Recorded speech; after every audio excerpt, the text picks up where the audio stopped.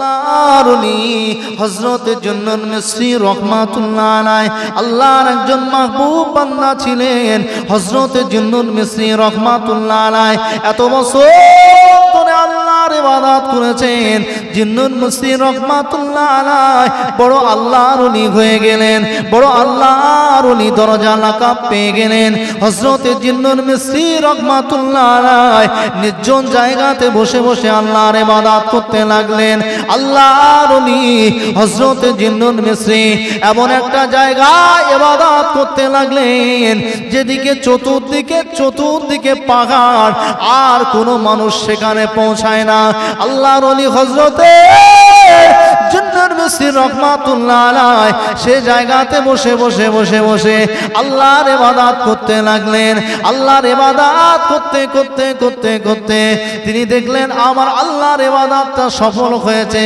কে জানো রাতের ঘুমের ভিতরে জানিয়ে দেয় জুন্নুন তোমার ইবাদতকে আমার আল্লাহ কবুল করেছে তোমার ইবাদতকে আমার আল্লাহ কবুল করেছে যার জন্য জুন্নুন মিসরি রাহমাতুল্লাহ আলাইহি ওই চার দিকে পাহাড় থেকে বেরিয়ে লোকালয়ের দিকে চলতে লাগলো আল্লাহর অভিশপ্ত শয়তান ইবলিস অমনি সময়ে সুন্দরী একটা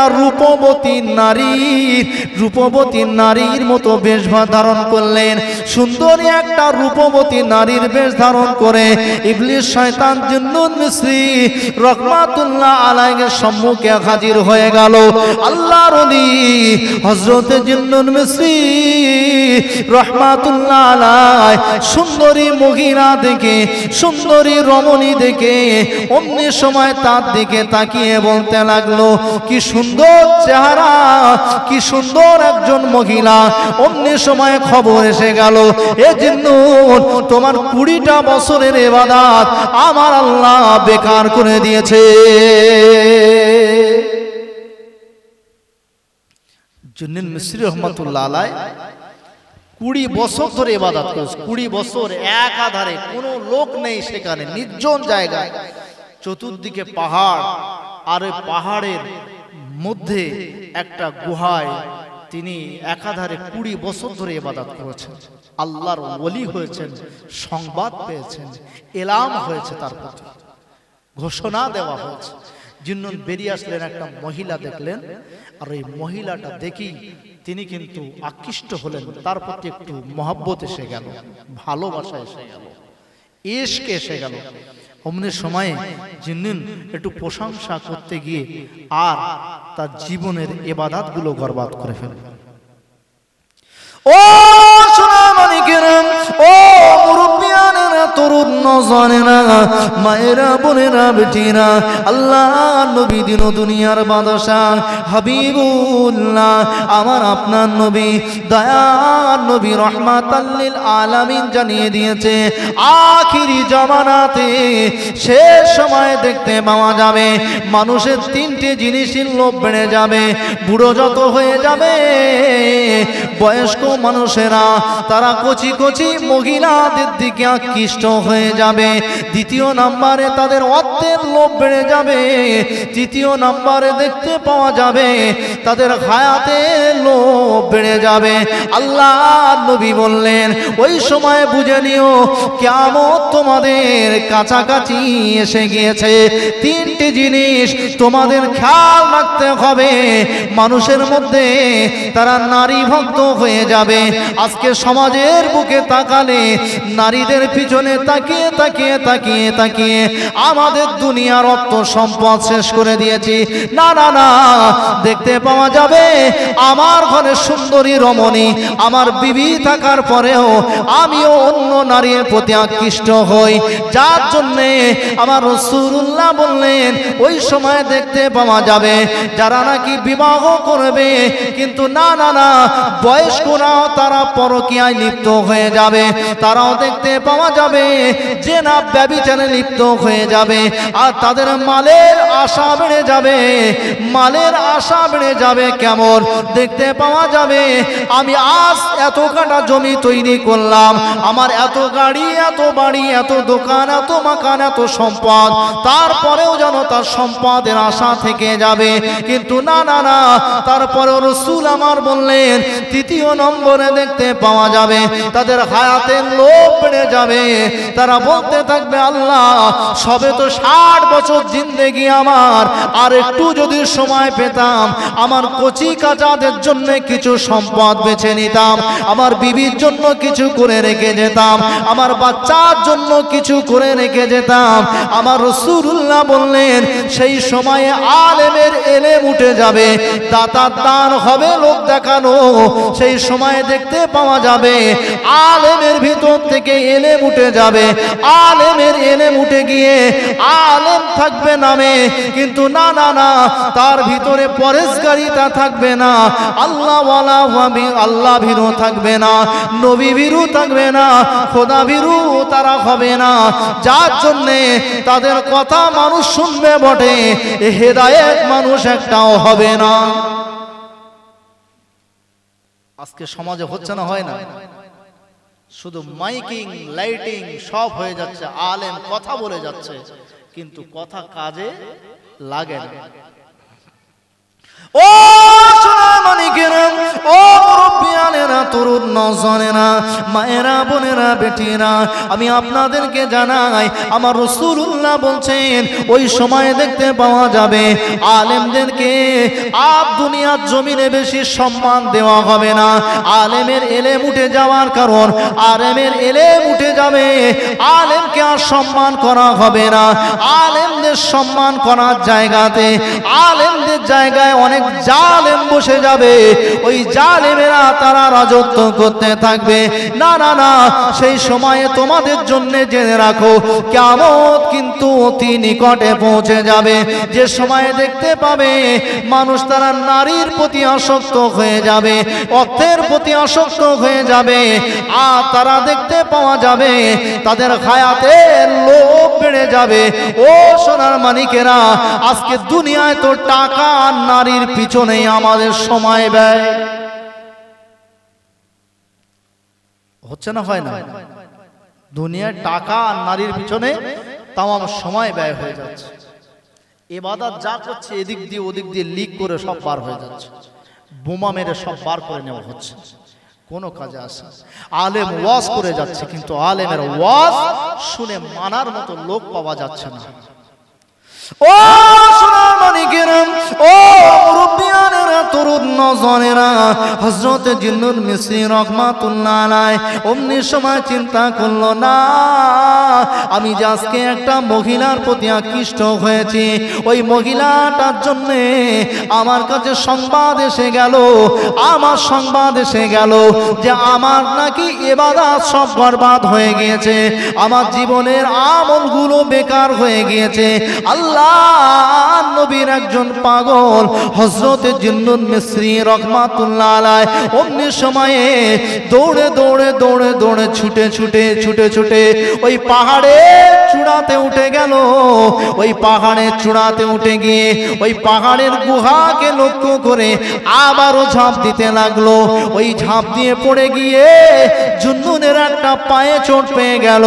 আল্লাহর ওলি হযরত জিন্নুল মিসরি রাহমাতুল্লাহ আলাইহি কিতাবের মধ্যে লেখা হয়, আল্লাহর নবীর পাগল হযরত জিন্নুল মিসরি ওই সময় গুহার মধ্যে থেকে একটা পাহাড়ের পাথরের টুকরা নিয়ে নিজের হাতটুকুকে আঘাত করতে লাগলো, পাকে আঘাত করতে লাগলো। হাতে আঘাত করতে করতে আঘাত করতে করতে এক হাত তিনি কেটে ফেলে দিলেন। পাথরের আঘাত দিয়ে দিয়ে এক হাতকে তিনি আলাদা করে ফেললেন। দুটো পায়ের মালা চাকিতে ঘেঁটোতে মারতে মারতে দুটো পাকে তিনি আলাদা করে ফেলে দিলেন। দুটো হাত, দুটো পা এবং একটা হাতকে আলাদা করে দিয়ে একটা হাত দিয়ে বারবার বারবার একবার পাহাড়ের দিকে ঝাপটা দেয়, নিজের বুকে চাপড় মারে আর বলতে লাগে, নফস তুমি যতদিন পর্যন্ত কন্ট্রোল না হবে, হে নফস তুমি যতদিন আল্লাহর দিক থেকে মন না উঠিয়ে নেওয়ার মতো ক্ষমতা রাখবে, আমি তোমার তোমার কিন্তু এভাবে সাজা দেব। কয়েকটা দিন ধরে কোনো খাবার নাই। জুন্নুন মিসরি রহমাতুল্লাহ আলাইহি কিতাবের মধ্যে লেখা হয়েছে আল্লাহর ওলি এক হাত দিয়ে মাঝে মাঝে ক্ষুধার জ্বালা যন্ত্রণা সহ্য না করতে পেরে ওই মরুভূমির কিছু ঘাস পাথরের মাজা থেকে নিয়ে তিনি খায় এবং নিজের জীবন বাঁচানোর মতো আর বারবার শুধু একটাই কথা বলে, হে নফস তোর জন্য আজকে এই সাজা, হে নফস তোর জন্য আজকে কিন্তু এই সাজা। আল্লাহর ওলি অমনি সময় যখন নিজেকে কষ্ট দেয়, সেই জমানার আরো একজন বড় আল্লাহর ওলির কাছে কোনো একজন মানুষ এসে বলতে লাগলো, হুজুর আমি কিন্তু মুসলমান হতে চাই, আমি একজন পীরের বায়াত হতে চাই। এই জমানার সব থেকে বড় পীর কে বলুন, সমস্ত বড় পীর যিনি আছেন আমি তার কাছে বায়াত হব, আমি কলেমা পড়ে নেব, আমি আল্লাহ ওয়ালা হয়ে যাব। ওই আল্লাহর মাহবুব বান্দা জানিয়ে দিল, এই জমানার সব থেকে যদি বড় ওলি দেখতে চাও, সব থেকে যদি মাহবুব দেখতে চাও, ওই পাহাড়ের নিচে পড়ে থাকা গুহার মুখের কাছে পড়ে থাকা হাত পা কাটা একজন ব্যক্তির কাছে চলে যাও। ওই ব্যক্তিটা যদি তোমাকে কলেমা পড়িয়ে দেয়, তার সঙ্গী বানিয়ে নেয়, জেনে নাও তোমার জীবনটাও আমার আল্লাহর দয়ার জান্নাতে পৌঁছে যাবে।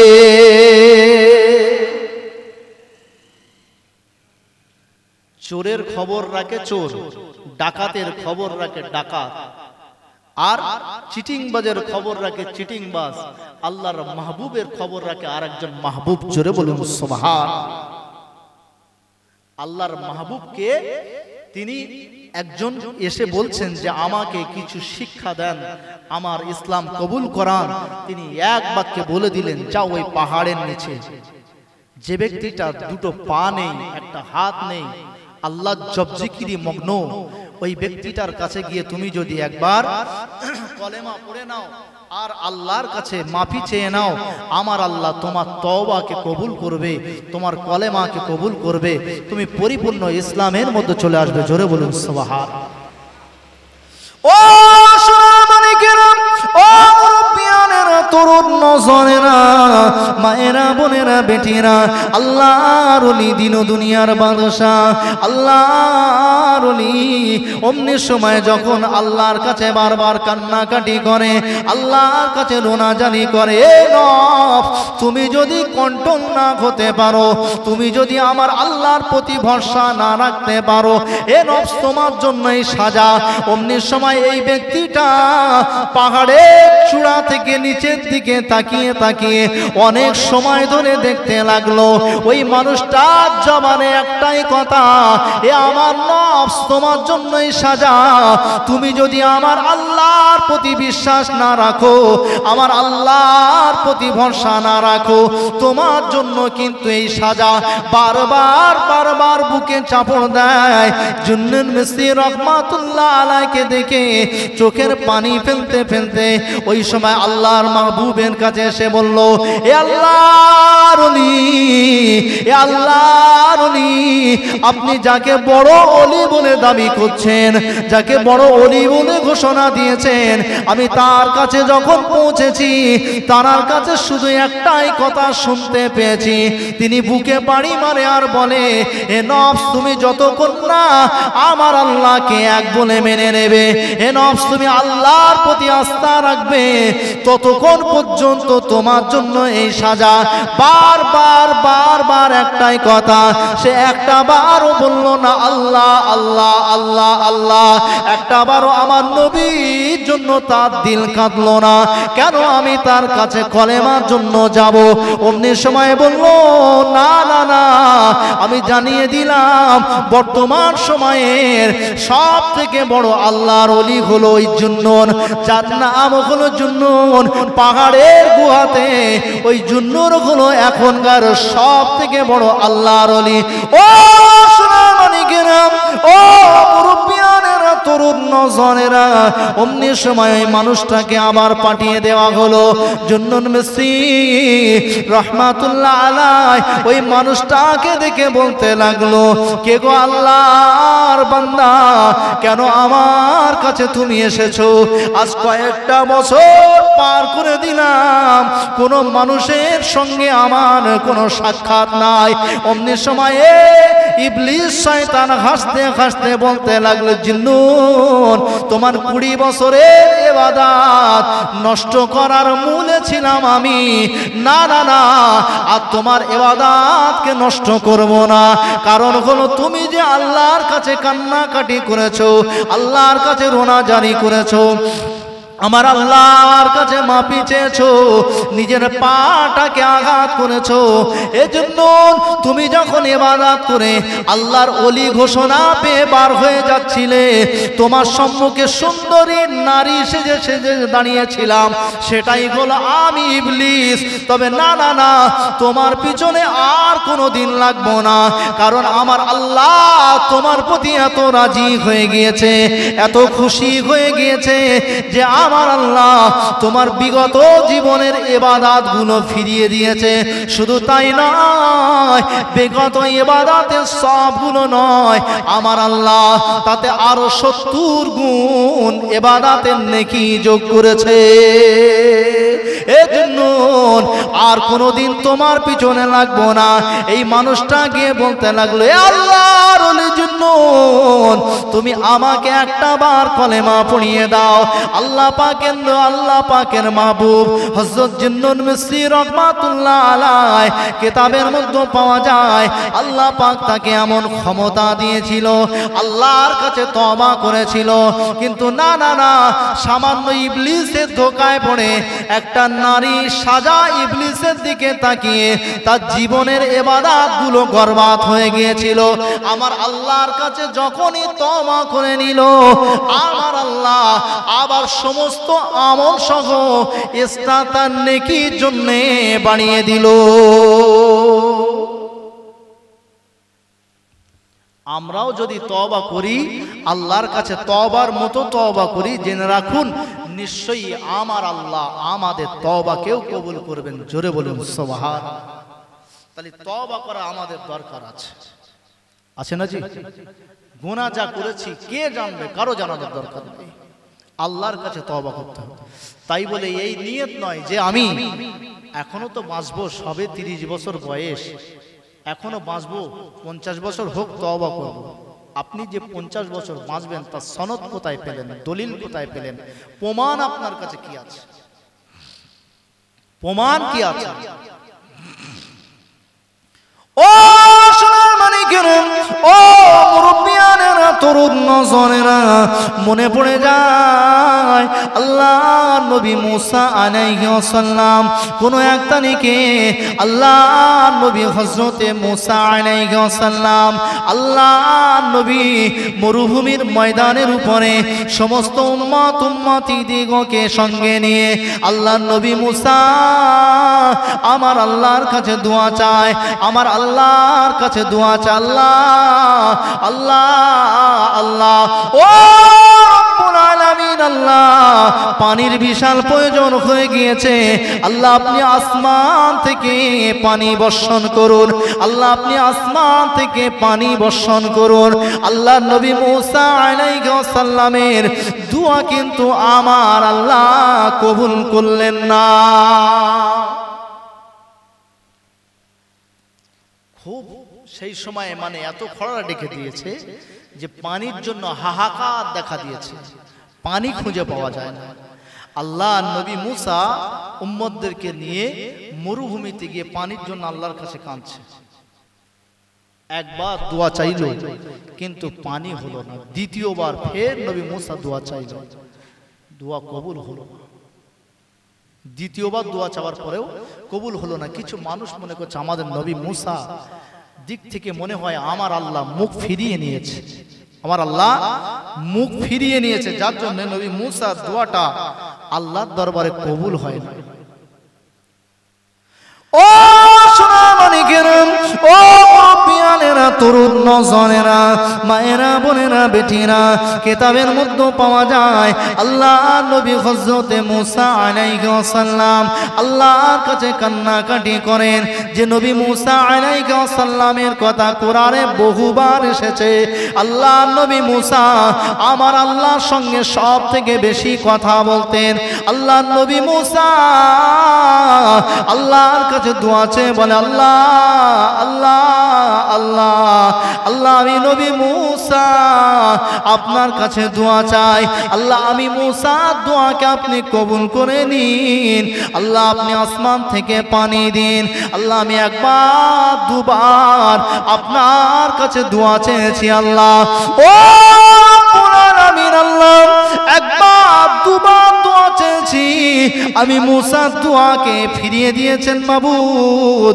আমার কওমের মানুষেরা, আমার উম্মত উম্মতিরা তারা মনে করছে আমার দিক থেকে আপনি মুখ ফিরিয়ে নিয়েছেন, আপনি হয়তো আমার প্রতি রাগান্বিত হয়েছেন, আপনি আমার প্রতি অরাজি হয়েছেন। আল্লাহ নবী মুসা আলাইহিস সালামের কাছে জিবরিল আমিন আলাইহিস সালাম এসে বলতে লাগলো, এ আল্লাহ নবী মুসা, এ নবী মুসা শুনে রেখে দাও, জেনে রেখে দাও, আমার আল্লাহ অতক্ষণ পর্যন্ত তোমার দোয়াকে কবুল করবে না যতক্ষণ না তোমার মজলিসে বসে থাকা জেনাখন না উঠে যাবে। আল্লাহ নবী বলতে লাগলো, হে জিবরাইল আমার এই মজলিসের মধ্যে কে জেনাখোর আমি কেমন করে শনাক্ত করব, আমি কেমন করে বুঝতে পারবো যে আমার মজলিসে অমুক ব্যক্তিটা হলো জেনাখোর। অমনি সময় নবী মুসা তৃতীয়বার আল্লাহর কাছে চাইতে লাগলো, আল্লাহ আল্লাহ আল্লাহ আমি মুসা আপনার কাছে চাই, ও আল্লাহ আপনি আমি মুসার দোয়াকে কবুল করে নেন। আল্লাহ আপনি আসমান থেকে পানি দেন। আল্লাহ আপনি পানি না দিলে আল্লাহ অনেক মানুষ অনাহারে মারা যাবে, পানির জন্য তাদের জীবন শুকিয়ে যায়। আল্লাহ মায়ের স্তনের দুধগুলো যেন শুকিয়ে যায়, কচি কচি কচি কচি বাচ্চাগুলো তারা যেন মায়ের স্তনে দুধ খুঁজে পায় না। আল্লাহ আপনি আসমান থেকে রহমতি পানি নাযিল করে দেন। আল্লাহ পাক রব্বুল আলামিন জানিয়ে দিল, মুসা তোমার মজলিস থেকে যতক্ষণ পর্যন্ত ওই জেনাখন না উঠে যাবে ততক্ষণ আমি আল্লাহ তোমার দোয়াকে কবুল করব না। তাহলে আজকে সমাজে একটা জিনিস ভাবা যায় যে নিশ্চয়ই আলেমেরা দোয়া করে, এদের মধ্যেও ওই রকম গলত মানুষ আছে যার জন্য হয়তো আল্লাহ আমাদের দোয়াও কবুল করে না। এত দোয়া হচ্ছে, এত দোয়া হওয়ার পরেও বেদিনেরা কি করে ওয়াকফ সম্পত্তির প্রতি হাত লাগায়। প্রতিটা মসজিদে দোয়া, যেখানেই ওলামারা দোয়া করছে দোয়া, সব জায়গায় দোয়া হওয়ার পরেও কেন আজকে ফিলিস্তিনের জমিনে মুসলমানরা মার খাচ্ছে?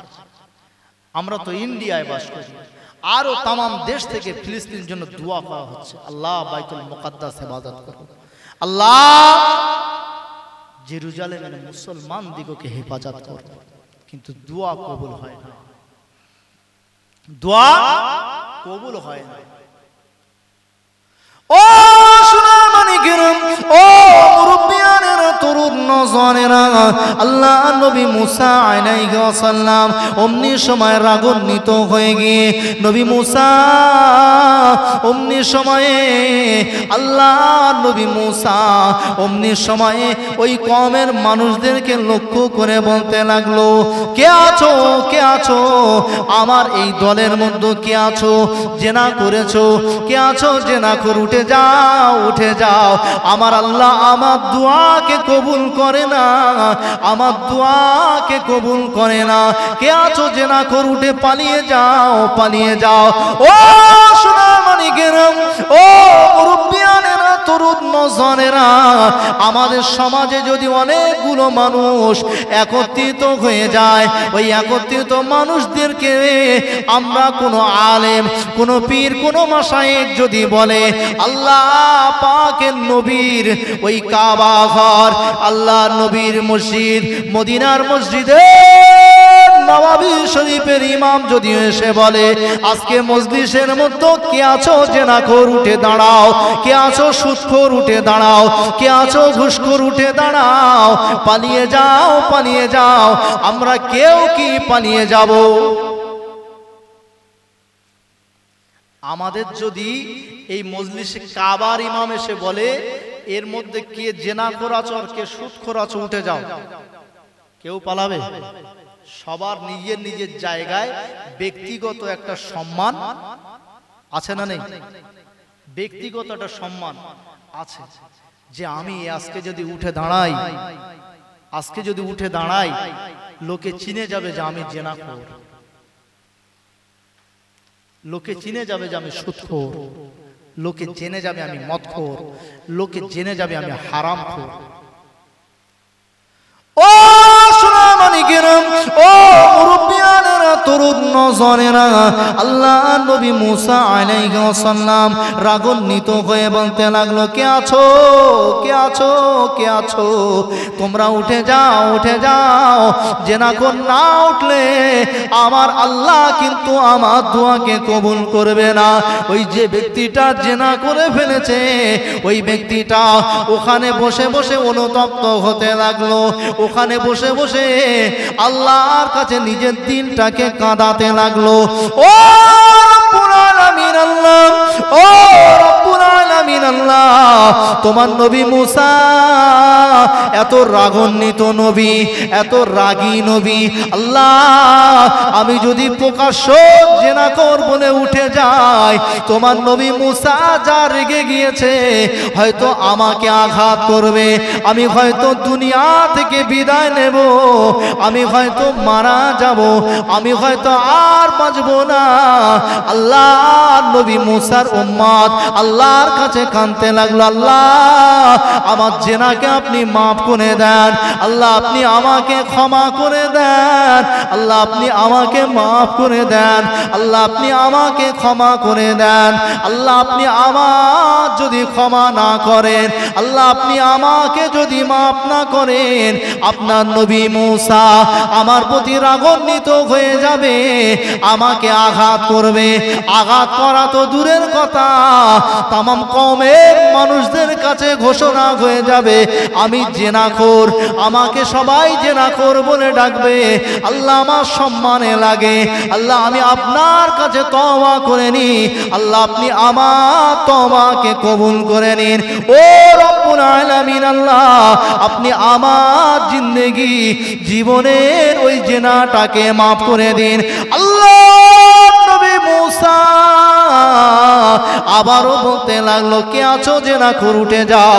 দ্বিতীয়বার যখন বলা হলো, তৃতীয়বার যখন বলা হলো, তৃতীয়বার বলার পরেও কেউ ওঠে না, আর সকলে যেন মাথা নত করে চিন্তা করে আমি নাকি জেনাখোর, আমি নাকি জেনাখোর, কিন্তু অরিজিনাল জেনাখোর ওই মজলিসেই বসে আমার আল্লাহর কাছে তওবা করছে।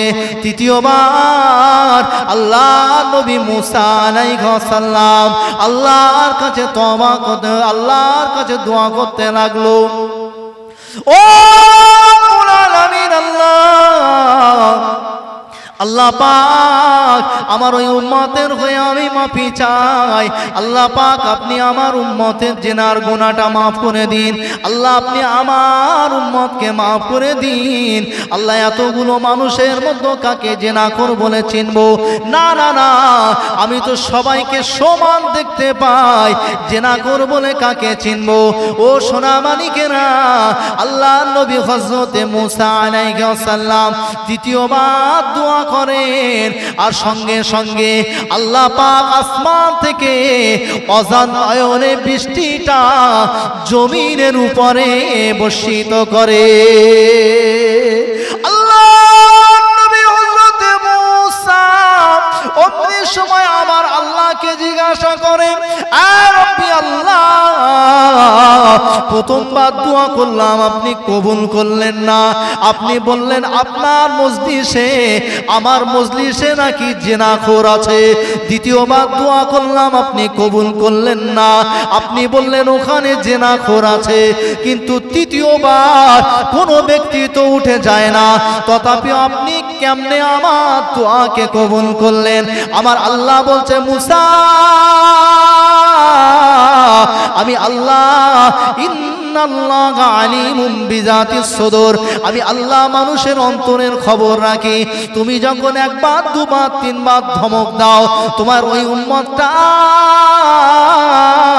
ওখানে বসে বসে আমি আল্লাহ আমার কাছে মাফি চাইতে লাগলো। আল্লাহ আমি মুসার কাছে ধরা পড়ে যাব, মুসার কাছে নয় তামাম কওমের কাছে ধরা পড়ে যাব। তামাম কওমের মানুষেরা আমাকে জিনাখোর বলে চিনে যাবে। আল্লাহ আপনি আমাকে মাফ করে দিন। আল্লাহ মুসার রাগান্বিত নবী, আল্লাহ উনি আমাকে হয়তো আঘাত করবে, আল্লাহ আপনি আমাকে মাফ করে দিন। আল্লাহ আমি তওবা করে নিলাম, আপনি মাফ করে দিন, ক্ষমা করে দিন। আমার আল্লাহ বলছে, মুসা তোমার ওই নবী, তোমার ওই উম্মতটার প্রতি আমি রাজি হয়ে গিয়ে, আমি খুশি হয়ে গিয়ে ওই মজলিসে বসে থাকা অবস্থায় তার জিন্দেগি জীবনের গুনাহগুলোকে আমি আল্লাহ মাফ করে দিয়েছি। আমরাও যদি সেই রকম পরিস্থিতি আল্লাহর কাছে তওবা করি, দুনিয়ার কারোর কাছে জানানোর প্রয়োজন নেই, যদি ওইভাবে গোপনেও যদি আল্লাহর কাছে অনুতপ্ত হই, আল্লাহর কাছে মাফি চাই যে আল্লাহ আপনি আমাকে মাফ করে দিন, ক্ষমা করে দিন। আল্লাহ বলছে তোমাদের গুনাহগুলো আমি আল্লাহ গোপনে মিটিয়ে দেব। কিয়ামতের দিনে কেউ দেখতে পাবে না যে অমুক জেনাকারী, অমুক গুনাহগার, অমুক এই গুনাহ করেছে। সমস্ত ব্যক্তি দিগকে তার গুনাহগুলো কিয়ামত দিনে কিন্তু প্রকাশ পাবে। দুনিয়াতে প্রকাশ না পেলেও কিয়ামতের দিনে জানা যাবে যেই ব্যক্তি অমুক জায়গায় এই গুনাহ, এই গুনাহ, এই গুনাহ, এই গুনাহ সমস্ত কিছু আল্লাহ বলছে যদি তওবা করে নাও আমি মাফ করে দেব। আর কিয়ামতের দিনে সমস্ত মানুষ থেকে গুনার হাত থেকে তুমি বেইজ্জতি থেকে বেঁচে যাবে। জোরে বলুন সুবহান। যাই হোক, দু একটি কথা বললাম। আমাদের মেন কথা হলো আমাদের ঈমান মজবুত করতে হবে, আমাদের পাওয়ার ঠিক করতে হবে। ঈমানি পাওয়ার ঠিক করার প্রয়োজন। আর ঈমানি পাওয়ার যদি ঠিক না করি, কোনো দিন যতই দোয়া চাই না কেন আল্লাহর কাছে দোয়া কবুল হবে না। ঈমানি পাওয়ার আমাদের ঠিক করতে হবে। দোয়া চাওয়ার আগে আল্লাহর কাছে তওবা করতে হবে, মাপ চাইতে হবে। নাইলে আল্লাহ যদি বলে মুসার উম্মত যেমন একজন ছিল জেনাখোর, মজলিসে আমি দোয়া কবুল করে নি, এখন আখিরি জমানার নবীর উম্মতেরা নবীদের থেকেও তো দরজা বেশি, কিন্তু তাদের দোয়া কবুল হয় না কেন? সমাজে জেনা, সমাজে মদ, জুয়া, গাঁজা, ব্যভিচারী, হারামের অর্থ বেড়ে গিয়েছে, হারামের সংখ্যা বেড়ে গিয়েছে, যার জন্যে আলেমদের দোয়া, ভালো মানুষদের দোয়া আর কবুল হয় না। এটাও রসুলের হাদিস আছে, বিস্তারিত বলার সময় নয়, যে রসুল বলছে সেই সময় আলেমদের দোয়া কবুল হবে না। বুজুর্গরা দোয়া করবে কিন্তু কবুল হবে না, সব লটকে রাখা হবে। আল্লাহ পাক আমাদের বলা শোনার থেকে বেশি আমল করার তৌফিক দান করে সকলে বলি আল্লাহুম্মা আমিন। এখনই আপনাদের সম্মুখে বক্তব্য রাখবেন আমার বন্ধুবর জনাব হাফেজ মাওলানা সাইফুদ্দিন সাহেব। জনাব হাফেজ মাওলানা সাইফুদ্দিন সাহেব তিনি আপনাদের কাছে উপস্থিত হয়েছেন। তিনি আপনাদের কাছে মূল্যবান বক্তব্য রাখবেন, আপনারা শুনতে থাকুন। যারা এখনো আসেননি, সুন্দর ঠান্ডা ওয়েদার, সুন্দর পরিবেশ, বাইরে পানি হচ্ছে তথাপিও সুন্দর একটা পরিবেশ। আপনারা আসুন, এসে বসে যান। মা বোনেদের জন্য আলাদা ব্যবস্থা করা হয়েছে, জায়গা করা হয়েছে, আপনারা আসুন এবং বাবাজিরা আপনারা আসুন, সকলে বসে যান। আমি অধম আমার জন্য দোয়া করুন। আমি দোয়া করি আল্লাহ আপনাদের এবং আমাকে বলা এবং শোনার থেকে বেশি আমল করার তৌফিক দান। সকলে বলি আল্লাহুম্মা আমিন। ওয়া আখিরু দাওয়ানা আলহামদুলিল্লাহি রাব্বিল আলামিন। আসসালামু আলাইকুম। দুরূদ শরীফ আল্লাহুম্মা সাল্লি আলা। তারা কুরবান হয়ে গিয়েছে, বিবি বাচ্চা সব ছেড়ে দিয়ে দিন ইসলামের জন্য কুরবান হয়েছে। একটাই উদ্দেশ্য তাদের, যে দিন কায়েম হবে, আমার রাসূলুল্লাহ খুশি হবে, আমার আল্লাহ খুশি হবে। আজকে আমাদের মুসলমানদের প্রতি ফের আবারও যে জ্বালা যন্ত্রণা দেওয়া বেদিনেরা শুরু করেছে, আমার মনে হয় আবারও আমাদের সেই জায়গায় ফিরে যেতে হবে যে আমাদের ইসলাম বাঁচানোর জন্য আমাদেরও কুরবান হওয়ার প্রয়োজন আছে। সব কথার এক কথা হলো, সাহাবারা যারা ছিলেন তাদের ভিতরে কোনো নোংরামি ছিল না, দু নম্বরই ছিল না। তাদের ঈমান ছিল খুবই তাজা এবং পাওয়ারফুল ঈমান ছিল। আমরা যারা মুসলমান, আমাদের বর্তমান সময়ে ঈমানের কমজোরি এসেছে। এই ঈমানের কমজোরির জন্য বেদিনের আজকে কিন্তু আমাদের প্রতি উঠে পড়ে লেগেছে। তাই আমাদের প্রয়োজন আছে এই ঈমানকে আগে মজবুত করা।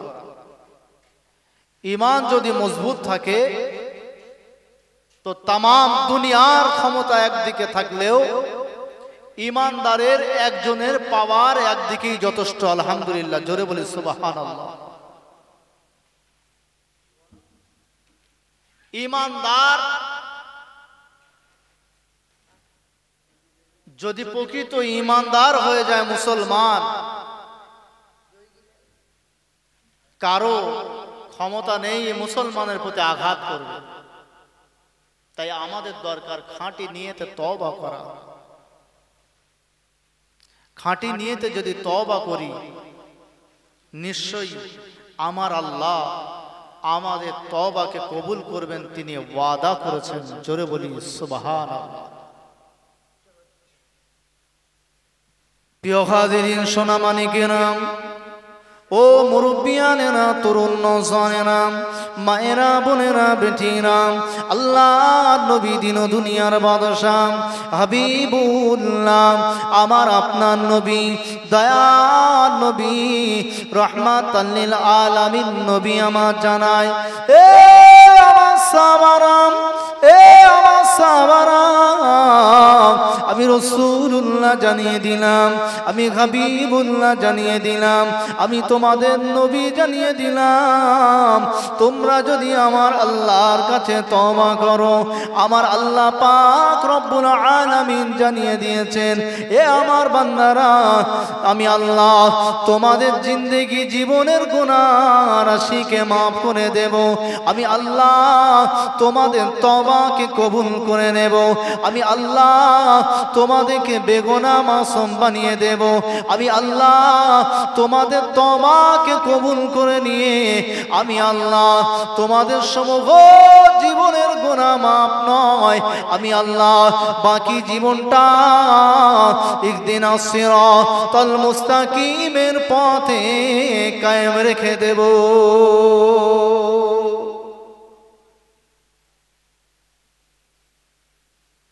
আমার আল্লাহ বলছে, তওবা যদি করে নাও, আমি আল্লাহ তোমাদের জিন্দেগির গুনাহ শুধু মাফ করে দেব না, বরং আমি আল্লাহ তোমাদের গুনাহ মাফের সঙ্গে সঙ্গে আমি আল্লাহ তোমাদের সমূহ জীবনের গুনাহ মাফ করে দিয়ে বাকি জীবনটা তুমি যদি ওই তওবার উপরে কায়েম থাকো, আমি আল্লাহ তোমাদের দায়িত্ব নিয়ে নেব। জোরে বলুন না সুবহানাল্লাহ।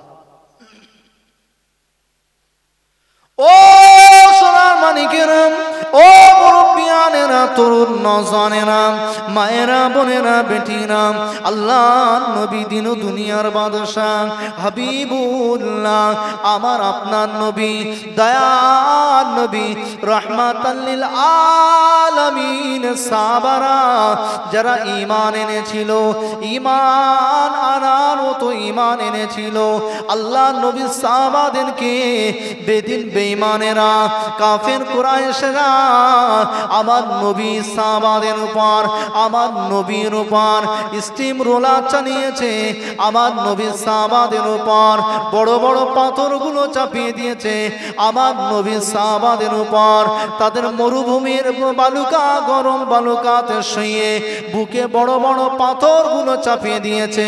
তথাপিও না না না, আমার নবীর সাহাবারা একটা বারের জন্য বলেনি আমরা কলেমা ছেড়ে দেব, আমরা নবী মুহাম্মদকে ছেড়ে দেব। তারা এক বাক্যে জানিয়ে দিয়েছিল, এ কাফের বেদিন বেঈমানেরা, এই ইহুদিরা নাসারারা শুনে রেখে দে, তোরা যদি আমাদেরকে মারতে মারতে মারতে মারতে মেরে দিস, তথাপিও আমরা মুহাম্মাদের দাওয়াত দেওয়া কলেমা লা ইলাহা ইল্লাল্লাহ মুহাম্মাদুর রাসূলুল্লাহ কলেমাটুকু ছেড়ে দেব না, আমরা মুহাম্মাদকে ছেড়ে দেব না, মুহাম্মাদের সঙ্গ ছেড়ে দিয়ে পালিয়ে যাব না। না না না, যতই চেষ্টা করো তোমরা, কোনোদিনও আমরা পালিয়ে যাব না। ও সোনার মানিকেরা, ও মুরব্বিয়ানেরা, তরুণ নওজওয়ানেরা, তাদের মধ্যে ঈমানি পাওয়ার ছিল এমন, তারা কোনোদিনও আমার নবীর দেওয়া কলেমা, আমার নবীর দেওয়া দাওয়াত যারা গ্রহণ করেছে, কোনোদিনও তারা আর কোনোদিনও এই কলেমাকে ছেড়ে যায়নি। আল্লাহ নবীর সাহাবাদের উপরে এমনও দেখতে পাওয়া যায়, নবীর সাহাবাদেরকে মারতে মারতে মারতে মারতে আমার নবীর সাহাবাদেরকে এত রক্তাক্ত করে দিয়েছে, এত মার মেরেছে, আমার নবীর সাহাবারা রক্তাক্ত অবস্থায় হয়ে গিয়েও তথাপিও আমার নবীর সাহাবারা কলেমাটুকু ছেড়ে দেয়নি। আমরা ঈমানদার, আমাদের পাওয়ার কত, আমরা ঈমানদার, আমরা ঈমানওয়ালা বলে দাবি করি, তথাপিও না না না, আমাদের ঈমানের পাওয়ার কিন্তু এত কম, যাতে বেদিন বেঈমানেরা আমাদের উপরে আঘাত করে চলেছে।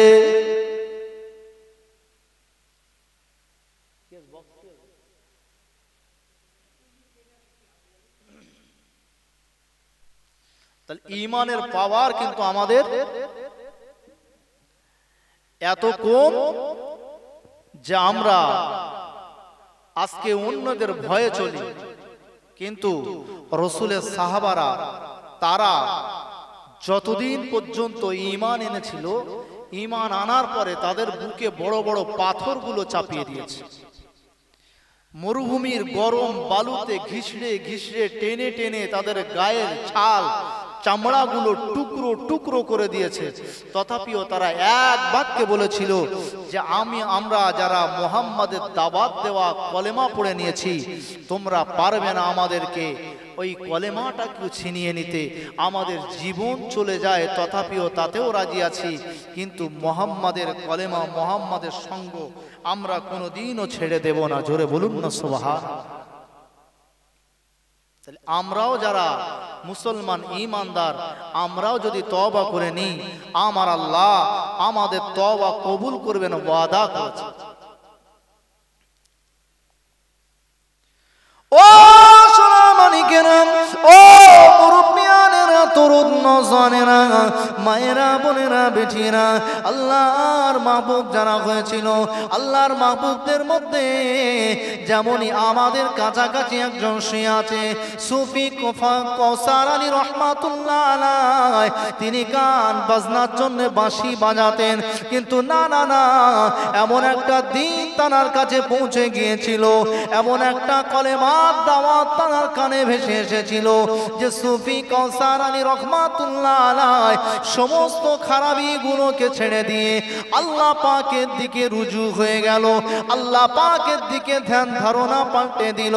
সুফি কৌসার আলী রহমাতুল্লাহ আলাইহি আল্লাহর ওলি হয়ে গেল, যিনি আমাদের অন্তপুরের জমিনে শুয়ে আছেন, তিনি মস্ত বড় আল্লাহর ওলি সুফি কৌসার আলী রহমাতুল্লাহ আলাইহি জানার সম্মানার্থে অনন্তপুরের জমিনটাকে ফুরফুরার দাদা পীর রহমাতুল্লাহ আলাইহি সানি ফুরফুরা বলে ঘোষণা দিয়েছে। জোরে বলুন সুবহানাল্লাহ।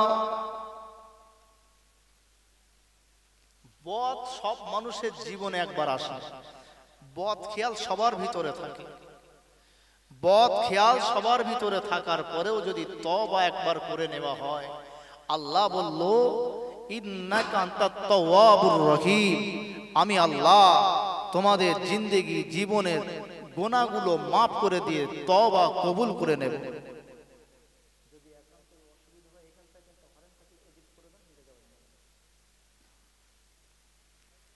আমি তোমাদের তওবাগুলোকে কবুল করে নিয়ে মাফ করে দেব।